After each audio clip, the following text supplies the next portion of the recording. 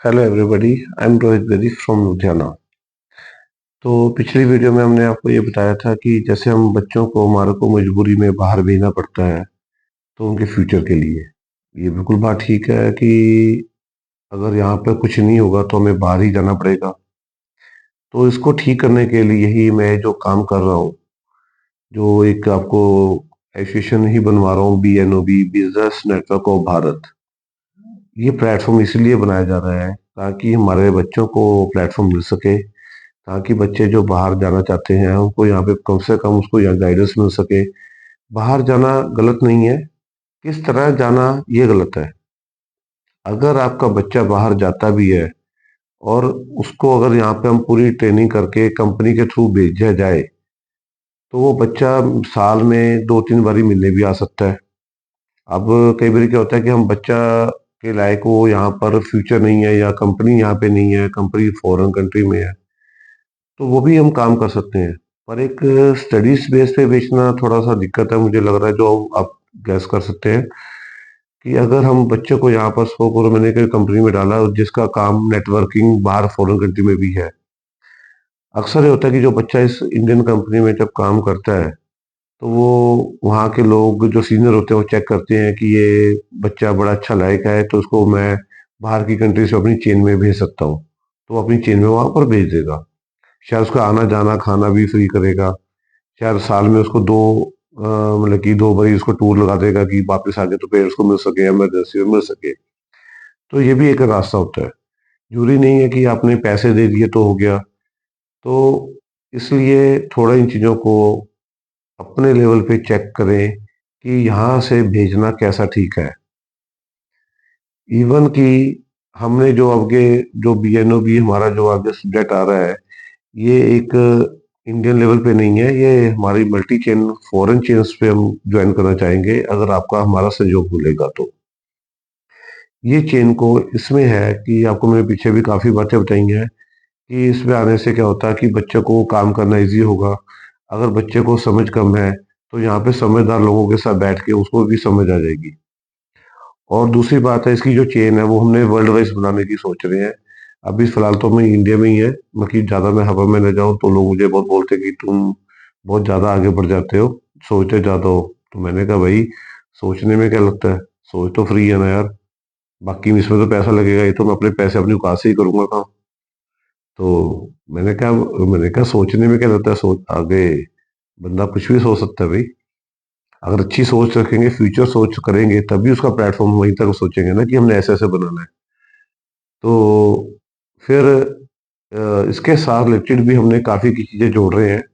ये अकेला एसोसिएशन ही जोड़ रहे हैं, इसके अंदर बिजनेस कैसे जोड़ रहे हैं और कैसे उसको मल्टी चेन पे लेके आना है, वो भी हमने सारी बातें इसमें विचार कर चुके हैं, जो कि हमारा आपको स्टेप बाय स्टेप बताया जाएगा। कि इसमें जैसे मैंने आपको एक चीज़ें बताई थी, इसमें हम जैसे फैक्ट्री वालों को जो प्रॉब्लम्स आती हैं, जैसे 365 दिन की प्रोडक्शन चाहिए उसको, और मार्जिन चाहिए और पेमेंट कैश एडवांस चाहिए होती है, तो हमारा फैक्ट्री वाला अच्छा रन कर सकता है। उसके बारे में मैंने आपको ब्रीफ में आपको बता दूंगा बाद में। तो एकदम सारी चीज़ें आप बता दूंगा तो शायद आपको हजम ना हो पाए। और दूसरी बात है कि दुकानदारों की क्या प्रॉब्लम्स आती हैं। दुकानदार काम करता है सुबह से लेके, पहले सुबह ताला खोलता है, शाम को ताला बंद करता है, तो सारा दिन वो दुकान की जेल में फंसा रहता है। वो भी सिस्टम से दूर है हमारे, लैक ऑफ हमारे जो एजुकेशन सिस्टम कह लीजिए, जो मैंने आपको काफ़ी बारी बताया कि जैसे सिस्टम बार कोडिंग सिस्टम है, ऐसी कोई चीज़ें हैं जो हम घर बैठे ही इसको ऑपरेट कर सकते हैं। हमारे को शायद शॉप पे जाने की जरूरत ना पड़े, जस्ट कि जाए तो 1-2 घंटे के लिए जाए और अपने लिए फ्री टाइम निकाल सके। और तीसरा होता है लेडीज। हम लेडीज मेंबर को बहुत ज़्यादा, या तो पढ़ाई बहुत ज़्यादा करा देते हैं और उसके बाद उनकी शादी कर देते हैं और सास बोलती है अभी ये झाड़ू मारो। अब पढ़ाई इतनी कर ली है तो झाड़ू कहाँ से बचेगा। अब तो झाड़ू तो मुझे लगता है उसके हस्बैंड पे ही बजेगा। फर्श पे तो नहीं बजेगा। अब कई कईयों की वाइफ कुकिंग कर रही होती हैं। मैं ये बोलता हूँ कि पीछे क्या किया वो उन्होंने पढ़ाई पूछता हूँ तो किसी ने MBA की हुई है, किसी ने मेडिकल की हुई है।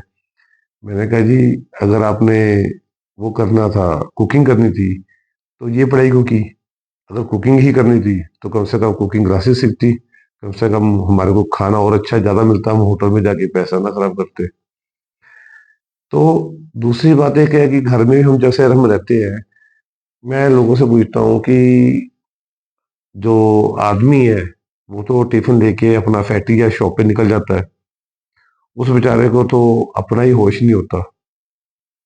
और पीछे जो वाइफ है वो पहले हस्बैंड को भेजती है, फिर बच्चों को भी भेजती है, और पेरेंट्स का भी ध्यान रखती है, और घर का भी ध्यान रखती है। मीन्स कि लेडीज को सारा कुछ पता है, पर हस्बैंड को अपना ही नहीं पता होता। और हम घर में हम उनको किसको बॉस मानते हैं?